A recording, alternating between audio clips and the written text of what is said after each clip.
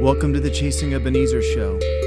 This is a show where we talk about stuff, play you some music, and encourage you to be creative. This season, we are exploring the art of being human.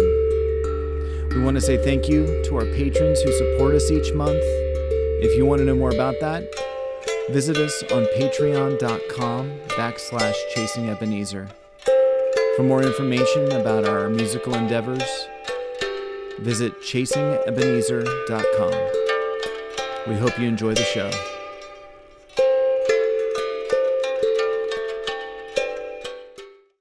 Well, hey, we're so happy to have you join us on the Chasing Ebenezer show. And I'm Heidi, this is Benjamin, and we're about as human can get. And that's what we're talking about all this season is the art of being human. And we're going to talk about being a loser today. Yeah, it's going to be a really positive It's going to show. be. Last week we talked about winning, what that means, and so this week we're going to talk about losing. But yeah, we'll save that for a little bit. But shout out to our patrons who make this all happen, and we really are starting on planning for a full album. Yes, this next year. 2022. I don't know if it'll be done in a year's time.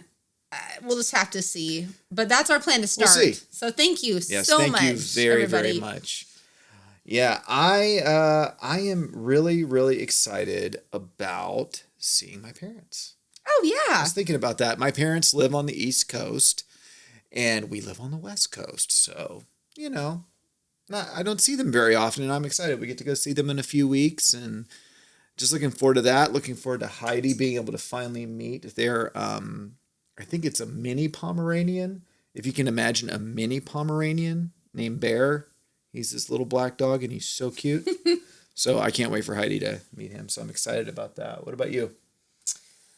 I am excited. We just actually right before recording this, we just did music at a memory care center, and we hadn't been able to go in since last year, and so it was just it was so fun to see the residents and to sing music that they know, and so very grateful to be going back into retirement homes and doing music with them. So really was cool. It was really, really fun. And they seemed pretty happy to see us, and it was good. I mean, you stop and think, oh my gosh, it's been over a year and a half. I know that. And then we're wearing masks too the whole time, but it was still so great. And some of them remembered us, which was really sweet. Yeah. And yeah. It was a really good time. Enjoyed that. How did you feel your humanity? Oh, so many ways. Well, this is something else that happened today too, is, my cat woke me up probably around, I think it's around 4:15. So After he woke me up at 3. I've been up for a while, and so just praying. Some of you, I'm sure, have been following Julius Jones' case, and was praying since this morning. So glad that the execution has, been canceled, but still would love for him to get a new trial. So I think just when you just look at the justice system in the country and just see injustice happening, and then there's some justice that happens, and just see how desperately people need hope. It's just been a lot to think about the past couple days. So very grateful that he has been granted clemency, but would love to see a new trial given to him. So, but hey, we gotta, it's like, okay, next step. So I'm thankful for that. But yeah, it's weighty. It's very, very weighty. Very, very and so heavy. And we don't, we're compared to so many, we're very removed from this case, but even just watching it on TV and stuff, it's just like, just the weightiness of it, and waiting for hours to find out if the execution was going to be canceled. That's a huge deal. Life is so important, and and very for weighty. any of you viewers who happen to have signed the petition that was put up, thank you. Thank you so very much. But still keep following the case. Yes. So. Yes.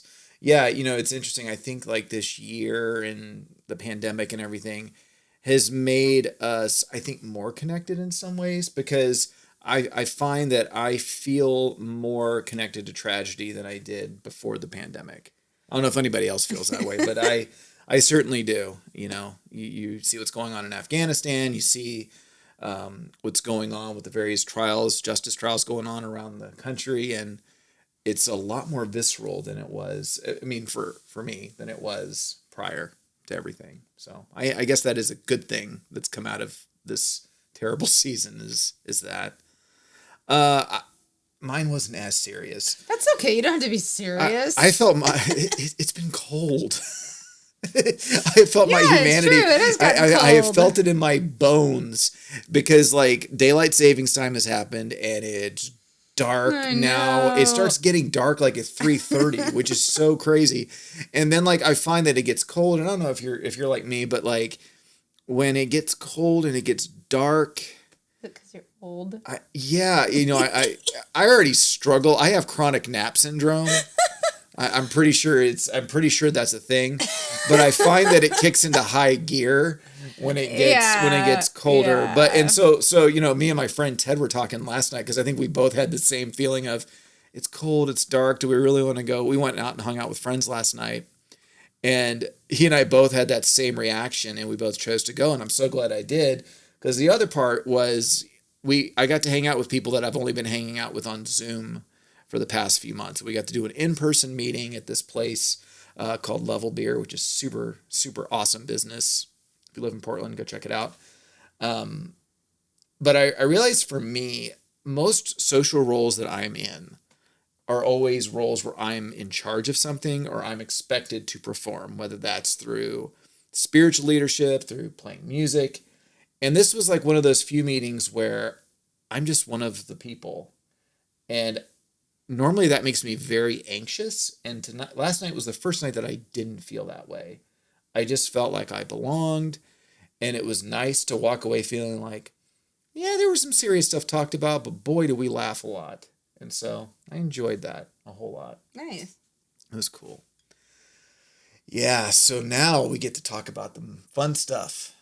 We get to talk about losing, and we get to talk about failure. I'm a loser. Losing, failure, things that we don't like to talk about here, and much less experience. But we all have a failure story. So what would be yours? Well, friends, most of you don't know that I am a beauty pageant alumnus. Alumnus? Singular. What's the singular? I'm an alumnus. I believe that is the singular. Well. So anyway, clearly, I don't know how to speak English. Lost at that now. We're already losing as we start this. Okay, so I think I told this. Oh, Punky agrees. Punky, would you like to be in the video? I'm sorry if you're listening, you can't see her, but apparently our cat would like to. Share. She's encouraging. She's encouraging our emotional me. support All right. animal. So when I was about 11 years old, I was in the Miss American preteen pageant, and let me tell you guys, I looked awesome. My mom made me like a formal gown, and I did a little dance routine. Okay, the dance wasn't that great, but I gave a fantastic speech. Yeah, my dad wrote it, but I did an awesome job, and I was like, I was gonna win. Like going to win. So it's like, a weekend event. And then in my interview, I think I totally nailed my interview. We get to, the night and they call like 10 contestants. Well, they didn't tell me that if you weren't called, you were out. Okay. Oh. So I didn't know.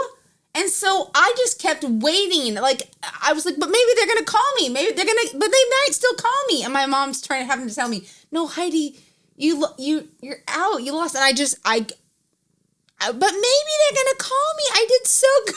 Clinging to hope. And I think ever since then, I know. And so my teacher, so sweet, my second grade teacher, she got me like she gave me a trophy. She found a trophy, and it was really sweet. She gave me like a Miss Second Grade award. So anyway, it was really, really sweet. But yeah, I honestly did not expect to lose.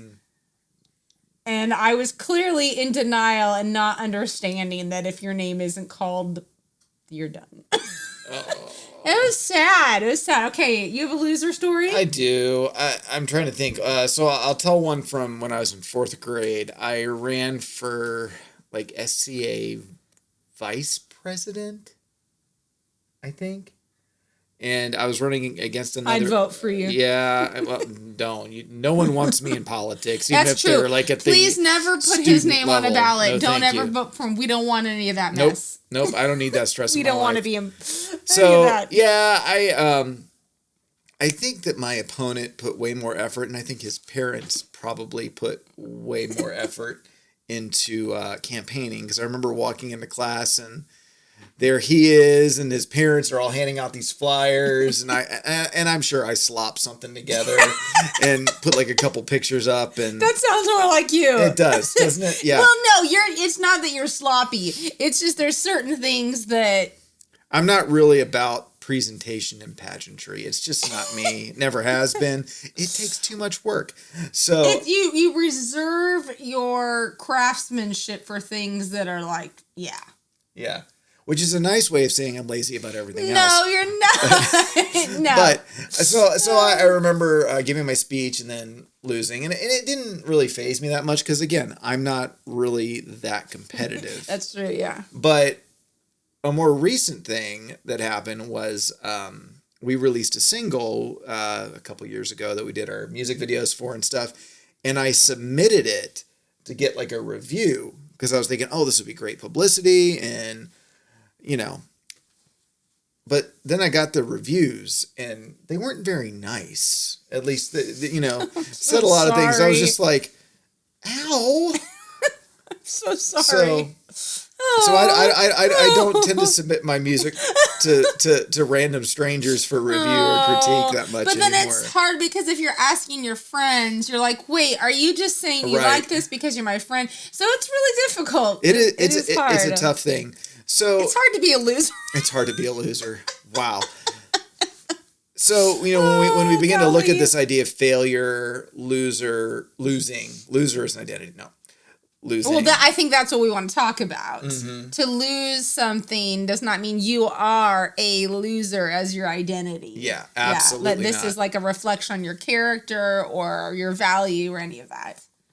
So what makes you feel like what circumstances make you feel like, oh, I've lost or I'm failing? How much time do we have? I mean, I think there's so many. There's just so many. Yeah. I mean, when you see someone when I see someone who's so much younger than I am and is so much further along in like specific things, I'm like, oh, I'm just a loser. Why do I even try? Or like, I don't know, like certain habits that I just can't kick or I can't develop, like there's just so many things. I'm very naturally inclined to feel like I'm a loser. I just suck. That is a conversation we have every week. Guys, I'm At in our therapy house. for a reason. It's true. It's true. It's true. Yeah, I think for me, it's more of the things that, or when I have, it's in the context of music. It's when I have done a lot of effort to promote something and you're kind of depending on numbers and then people to attend and then hardly anybody attends. Yeah. That creates some insecurity. But what really, even that, I can be like, all right, I got one person in here. I'm going to just play my heart. I can do that. But when technical difficulties happen that are in my control, like I remember we played a gig a few years ago, and first my speaker died. The first speaker died, and then the clip on my mic stand broke, and we had to go like share a microphone through the whole set. That really stressed me out and made me feel bad. Breaking strings, dropping guitars on stage. Those little things, which happen and are outside of your control, they mess with me. Mm-hmm. Bad. So how do you respond to it, though? Like, how do you respond when you are experiencing those losing things? Well, Not usually well. I get like usually down in the dumps, you know. I can often like just, so depressed.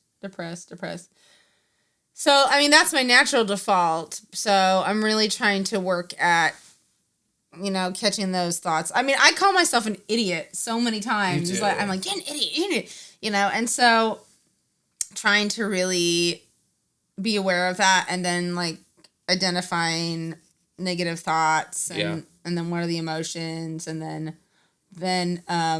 what are the behaviors. This is sorry, our cat's flopping on the floor and she's totally distracting me.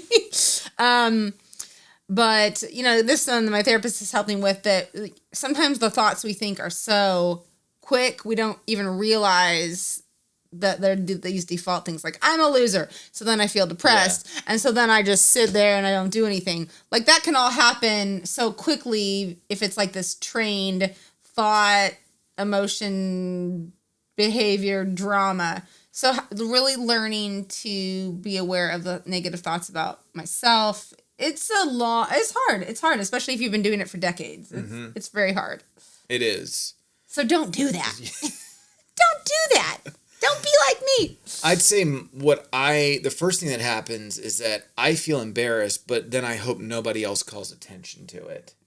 So usually when you point out something that goes wrong at a show that I already noticed, it's like it makes it real for me because I'm trying to avoid it. I'm trying to deny it, and I'm trying to not feel that because I can be oblivious intentionally. So I think that's usually my defense mechanism is like nobody else better say anything about that or stuff like that. So that's usually my thing.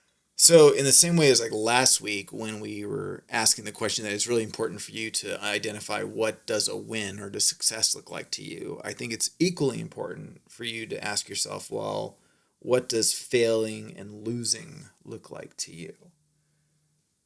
Yeah, because I think when we lose at something like a contest or we don't get that job we apply for, that specific incident is so looming. But at the end of the day, when I'm old and dying, I wrote a song about this, by the way, for you. We'll have to do that again. When am I gonna? A loss for me would be to know you did not know that I loved you, which obviously you do. I'm saying it in front of everyone. A loss would be not having tried and giving up with things that I know I shouldn't give up on. So I think that we like to not. You were saying not boxing ourselves into that one particular activity or thing, letting that be defining. Right. It's not letting the moment of failure or the moment of disappointment be the thing that like either A, makes you quit.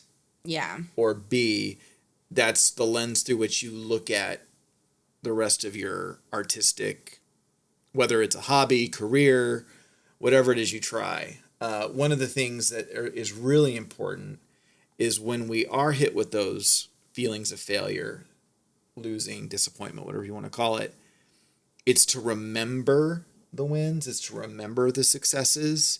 I mean, that's what our name's about. I mean, Chasing Ebenezer is like, an Ebenezer stone was made by like the Israelites in the Bible to put in a specific location so they can be reminded what God has done for them. Because obviously life happens, other things happen, and it gets bad. And so it's important to always remember that that's not the permanent thing.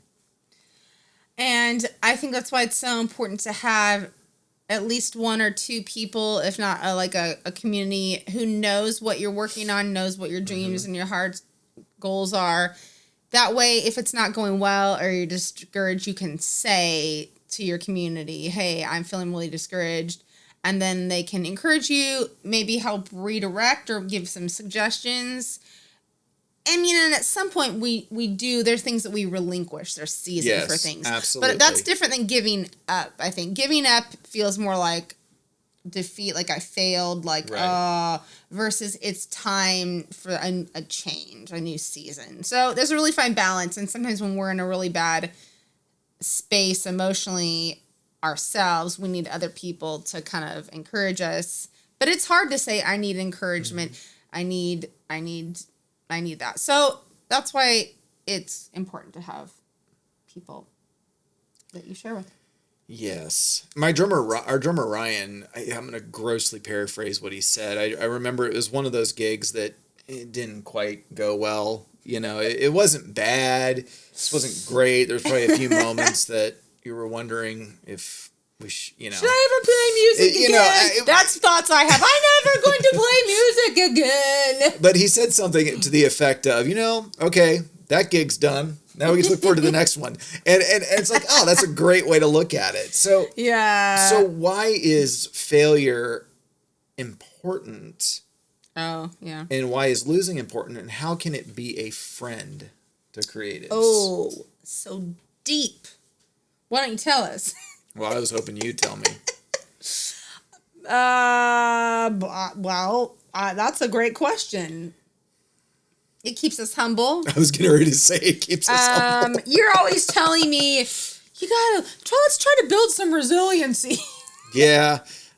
Well, our cat is continuing. Now she's just zooming through the house. Okay. Talk about resilient. This cat is, oh my gosh. Great day. Oh my word. She is quite. It does. I mean, wow. She's doing the cat marathon. She is clearly competing. If you're a cat with person, herself. If you're a cat person, you If understand. Not, we're sorry, but she is literally running laps. Yep.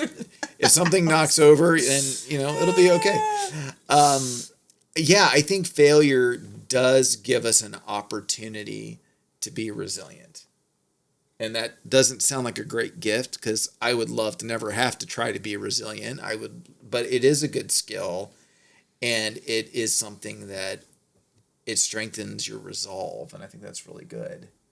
Now you guys can see on the camera. Is she behind the... She's behind. Yeah, okay. Alrighty then. Well, I know. I'm now so distracted. Oh, hello. We're keeping this in here, just so you know. Sometimes too,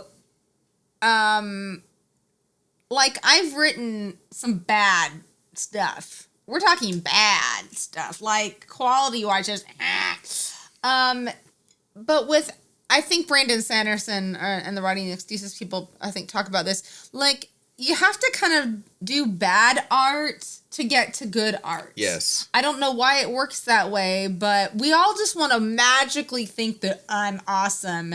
And then you kind of get to that phase where you're thinking, oh, I'm so awesome. I'm so awesome. And then you reach that point where you realize, oh my, this isn't. And then there's like that shame temptation of like, oh my gosh, why did I ever think I could do this? But, it's just kind of like the maturity, especially when it comes to art. So, you got to make some bad stuff in order to get to good stuff. You sure do. One book recommendation or her videos, Brene Brown's The Gifts of Imperfection. Am I going to spill my coffee? It was just tilting slightly. Let's see. You guys know I'm a spiller. I don't let that get me down. Nope. Sorry, everyone, for Ben's interruption of my book recommendation. The Gift of Imperfection? The Gifts of Imperfection by Brene Brown. Yes. We did that one together. We read it together. We did? That's the way I remember it. I think it was the little blue book. Well, it's like a skinny. I mean, it has some blue in it. I'm glad you had a great memory. I need to read it again. Clearly, it's okay. Don't feel ashamed. I'm reading a ridiculous amount of books right now. My brain immediately goes to American Idol. And I'm talking about the bad auditions. All right? Now, I don't know how much was random and how much people just like, oh, you sound bad, we're going to put you on television. I'm not sure. But somewhere along the way, some people that tried out were never blessed with the gift of failure. No one had the courage to say, you know what? You need to work on your vocals, because the look of shock on some of these people's faces after they have And you feel bad. Because they're singing their heart out. I'm in no way making fun of it. And you know what? There are people that they love to sing, but maybe that role is not meant for everybody else. Between singing versus having a microphone. Exactly. You know, those are difference. different. Everyone, we want to sing. But my point is that like, because someone's feelings was trying to be spared. Sure. They weren't given you need to get some work done here, you know? And I think it was really, when we were recording our first album, it was really helpful to have somebody, you know, have Jeff, who we've mentioned before, really like kind of coaching us, you know, and like not coming in with a quote unquote raw talent like we've talked about before. It's like, okay, there's a few prodigies out there, but you've got some things to work on here. You know, I remember this was a hard one for me, but he played a song for a friend of his, and the guy said, "Does that guy know how to play a click track?" Which is a metronome, for those of you who don't know. And I was like, ooh, I've been playing guitar for double digits a long time. And I had to be like, I have to. And you've gotten really good at playing to a click track. Gotten a whole lot better at it. And Jeff, thank you for allowing me to feel that and to work on that. So, you know, I think failing, losing, critique, those things don't have to be a life ender, but they can be a good way of looking at reality and realizing, we're all in process. There is no person who bats, I don't know the sports term, who has a perfect score every time. I am unqualified to do any sports analogies. But yeah, there's nobody that's that way. And it is an illusion to assume that that's the case. And it's dangerous to expect that of yourself and others. So just remember that if you are someone who is coaching or needing to give feedback, to be kind in how you give the feedback. Yes. Say it in a way that's going to encourage the person to not feel like a loser, but to draw the good out and to help them. So yeah, just it can be, it's hard to be critiqued. Yes. So as we kind of approach this idea of failure and what our creative response is to it, I think it's really important to identify what instances of failure make you want to quit and which ones are simply make you want to grow. And I think that's kind of the difference of what it is. And some of that is an outlook, and some of that can be an unhealthy environment. You know, I mean, if you're a person who is raised as a perfectionist, and it's, you know, that statement of play it right or don't play it at all, which is not helpful if you are a person who uses that statement. You know, but we say it kindly. We say it kindly, you know. Say it nice or don't say it at all. But like, yeah, that's something that I would say is in beginning to approach failure is to ask yourself, you know, are these situations making you want to quit, or are they motivating you to grow? So what are some prompts you think that would be good to kind of begin to unpack a few of those things? Yeah, and remember, you can get your free journaling worksheets on our Patreon page. Yes, so you can. Do that, please. We'd love for you to do that. I think, journaling about maybe a time that you've lost or failed, and maybe looking back now, was there anything good that came out of it? How did your family view winning and losing? Really take time. How does our culture? So these are all really important. You could make a collage or something like that of maybe think about famous people or throughout history who maybe had to try again, or who maybe failed at, maybe put some of their quotes up or make a collage or something, because it can be really, we can forget. We don't always see the journey from beginning to end. We just read when they succeeded. But a lot of folks failed a zillion billion times before they succeeded. So maybe just get some of those quotes up. Maybe make like a flip book for yourself of when you're feeling really down. Just some inspirational quotes, some verses, or even just some images, like when you're having those doubts, that you can just look at it. Like, here's a little quick phrase or a reminder. So those are a couple ideas. I've got one that just came to mind. Oh, let's hear it. So we were talking about Ebenezer stones. And, you know, go for a walk. Go for a walk in the woods, go for a walk along a river, someplace where you know you will find rocks, okay? And I want you to walk through thinking about the things that make you feel successful and the things that make you feel like a failure. And find 2 rocks, okay? One is going to represent the things that make you feel like a winner, and the other is going to represent the other. And take this back with you, and either you can put them somewhere on your desk, and with the one that makes you feel like a loser, write on it what was something good that came out of it. And then the other, just write down what your wins are on it. Just something along those lines. So that way, when you experience those feelings, you can look at both of those and recognize, 1, I don't always fail. There's a lot of good things that happen. And 2, sometimes failure has something to teach me. Just a good way to remind you. So, anyway. That's nice. My thought. Good job, so the Josh. song that we're going to do is a song I wrote right before the pandemic, actually. Worked on it for a while. It's called Technicolor. Technicolor Girl, Technicolor. It's not an album yet. Good. But it is a song that is about not quitting, not giving up. And if there's any time that we need to hear that, it is now. So we're going to play that for you. Hope you have a great time creating, journaling, and processing, and something else we have to talk about. By the way, you need to bring that up. By the way, before we get, thanks, Marty Mendenhall, who is one of our patrons. Woohoo, Marty. She is a local musician and podcaster, and she's putting out a cookbook from season 1 of her show, and we are featured on it. Yeah. I have a couple recipes in the book. What? You're a good cook.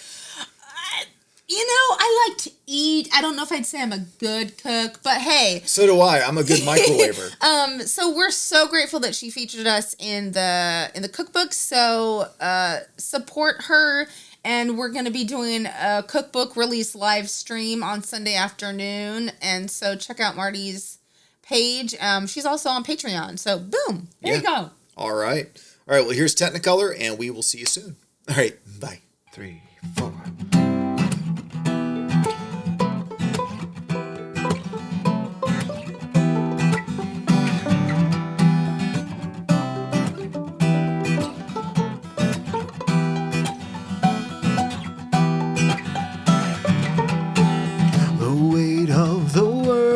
Has stolen the song from your tongue. No voice to sing, the breath ran away from your lungs. So hard to live when your skin is too thin to withstand the winds that rage. It's easier to sleep, lay down and close your eyes. Close your eyes. Ever wanted to be something, not too much, more than nothing? Think about it. Hell's a life you haven't tried, wasted years, time passed by. Dream about it. It's so hard to live when your skin is too thin to withstand the winds that rage. Oh, my love, I am on your side. See the world in technicolored eyes. Whoa, sweet girl, we don't have much time.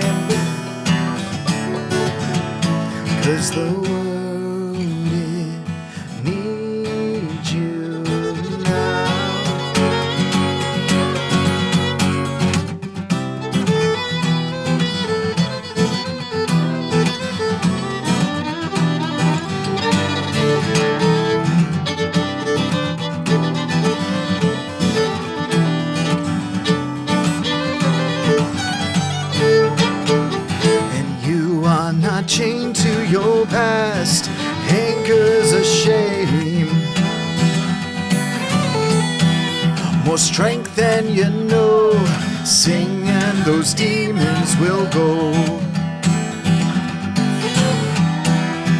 You're not chasing fantasies, vain ideologies, things that they say. Ones who hate their medicine can't admit the shape they're in, what they need to be saves.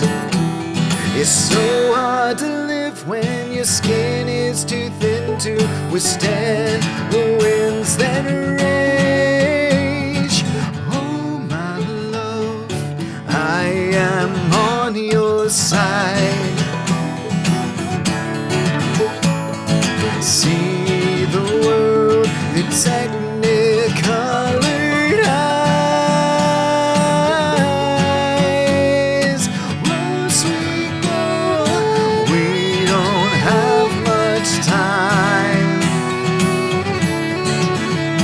'cause the world needs you now.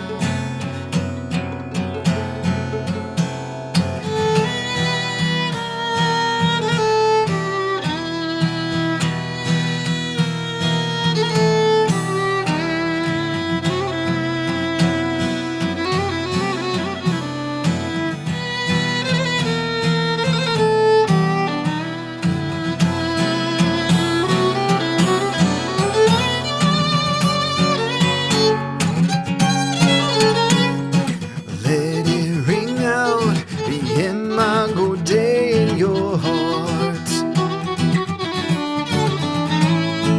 No room for fear, your fear is afraid of the dark.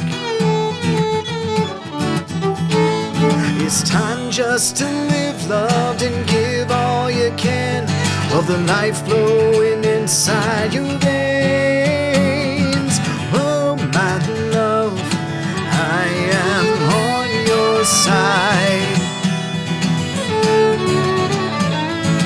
See the world in Technicolor eyes. Oh, sweet girl, we don't have much time,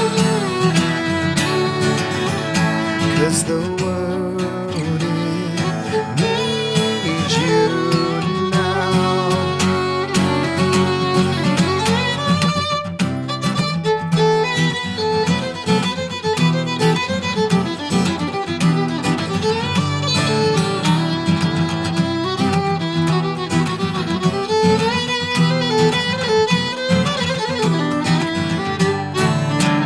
'Cause it's 10